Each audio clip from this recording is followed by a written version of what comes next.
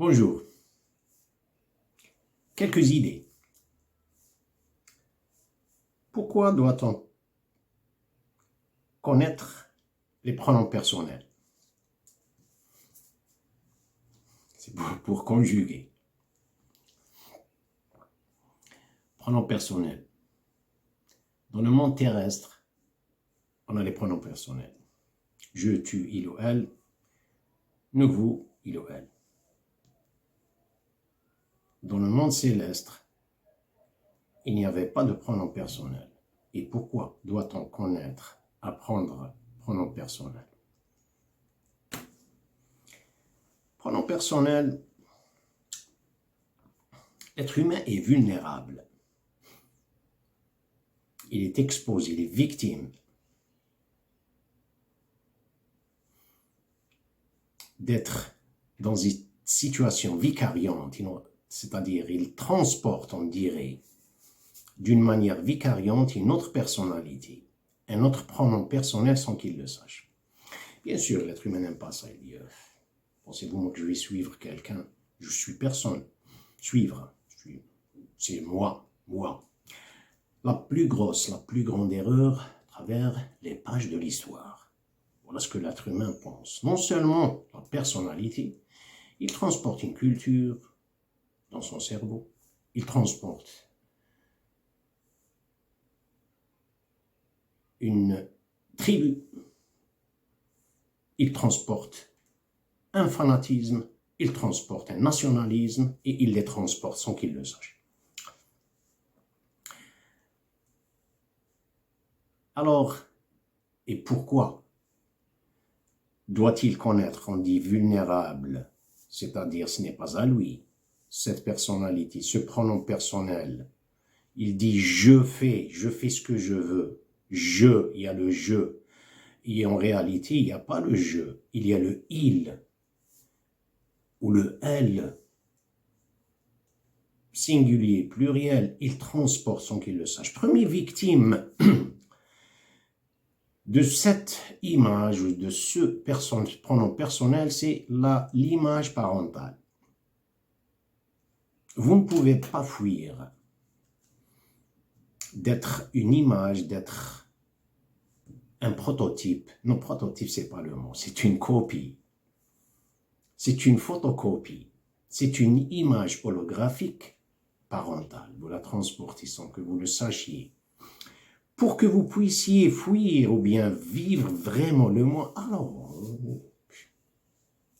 voilà. C'est quelques idées partagées. Quelques idées, je dis quelques partagées, c'est-à-dire les mettre sur la table. Car, bien sûr, il y a des sujets qui sont très sensibles et on n'aime pas entendre ça. Personne n'est en train d'imposer avec un marteau dans le cerveau de quelqu'un d'autre, c'est les mettre sur la table. En passant, il y a des gens qui passent, ils trouvent ces mots.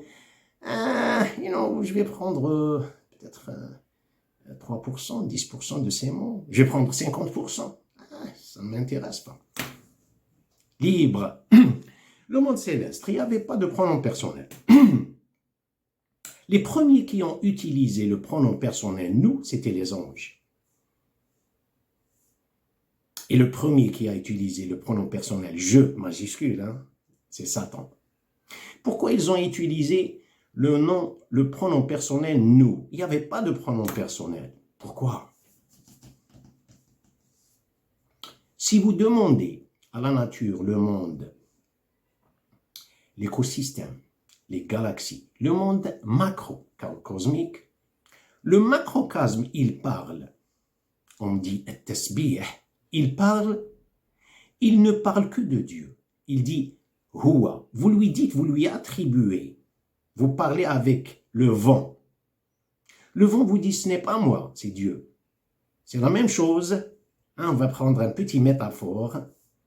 Quand ils ont adressé la parole à Marie la Vierge, qui représente la nature, ils lui ont demandé, avant même qu'ils finissent leur parole, elle leur a montré l'Esprit de Dieu, Jésus-Christ. Inni nadartu lirrahmani sawma falan ukallima al-yawma insiya. Dieu qui lui a demandé de ne pas parler. Les gestes. Vous, la nature, le soleil vous a dit, ce n'est pas moi, c'est l'Esprit de Dieu. La nature, les vents, les océans, les galaxies, tous ils disent, tasbih, c'est l'Esprit de Dieu. C'est Ruh Allah. C'est l'Esprit, c'est l'âme de Dieu. C'est-à-dire, il n'y a pas, quand on dit Huwa, on dirait qu'il est absent. Non, c'est pas une absence. Vous trouverez ça dans le Coran. La ilaha illa huwa. Vous trouverez ça? Ce n'est pas une absence. C'est une réponse après une suffocation. Les gens prétendent, clament. Ensuite, il y a la réponse qui vient pour suspendre ce qu'ils ont clamé. Hu, iyak, attention. Hu, c'est pour ça que le hu, d'une manière absente. Regardez la shahada, for instance, par exemple. La shahada, quand vous traduisez, vous allez traduire une shahada qui est fausse, attention. Hein. La traduction n'est pas parce que le langage, vous devez vivre le langage. C'est pas juste traduire. Google Traduction ou bien le dictionnaire. Avant même Google, il y avait la traduction. Ils disent, en arabe, c'est la ilaha illallah. Elle commence par une négation. En français, vous la traduisez, pour instance en latin, vous allez dire, il n'y a aucune réalité à l'exception de Dieu. Il n'y a aucun Dieu excepté Dieu. C'est une affirmation d'une négation, comme vous la traduite. En arabe, elle est directement une négation. Quelle est la différence? La traduction, et je ne dis pas, elle est complètement fausse, mais elle n'est pas complète. C'est une réponse à une suffocation, c'est-à-dire l'être humain prétend, la nature, quelqu'un quiconque, il a ce genre de prétence ou prétendre, clamer quelque chose. Il attribue ses forces, toute cette vie à soi-même. Il y a la réponse quelque chose qui s'explose. Elle était implosive, elle devient explosive, elle devient no God. Aucun Dieu, c'est une réponse à une compression, on dirait. Voilà shahada. Voilà ce que c'est que shahada. C'est pas il n'y a aucune réalité, c'est-à-dire affirmation d'une négation. Non, c'est directement une négation. Il y a un verset, ou bien dans le Coran, c'est wa'lam annahu la ilaha illallah, c'est-à-dire sachez qu'il n'y a aucune réalité. Ça, c'est une exception, car il y a une étude derrière. C'est pas notre sujet, dans ce verset, plus particulièrement. Revenons au pronom personnel. Quand les anges ont prononcé نحن نسبح بحمدك ونقدس لك. Vous savez, on dirait, c'est-à-dire admis, pour s'effacer. Ils ont attribué quelque chose pour s'effacer, pour glorifier. On vous glorifie, c'est-à-dire que ce qu'on vous doit, notre Dieu. Ensuite, ils se sont effacés. C'est pas pour clamer leur existence. C'est pas pour, non, c'est pour s'effacer. Mais celui qui a utilisé le mot « je », et majuscule, attention, je suis mieux que lui. Il dévalue quelqu'un. Vous m'avez créé de feu, vous l'avez créé d'argile. C'est Satan. Maintenant, regardez ce que c'est que le monde. Les guerres, le défi qui existe, et tout ça. Si la personne ne connaît pas le pronom personnel, elle vit dans l'extrinsèque. Elle développe quelque chose au-delà du moi. La psychologie moderne, elle vous encourage. Les professeurs, les philosophes, alors là, les psychologues, n'en parlons pas. Le self-esteem, il vous dit l'estime du moi. Vous parlez de l'estime du moi. Mais celui qui a utilisé l'estime du moi, c'était Satan. Et pourquoi? J'ai mentionné dans une petite vidéo avant. Il était le monde angélique, les anges et le djinn. Il est créé de feu, c'est pas comme les autres, ils sont créés de lumière. Mais le monde était angélique. Ils ont tous clamé, oh notre Dieu, on vous glorifie, c'est-à-dire nous, on remplace le nous, on se conjugue à la troisième personne du singulier.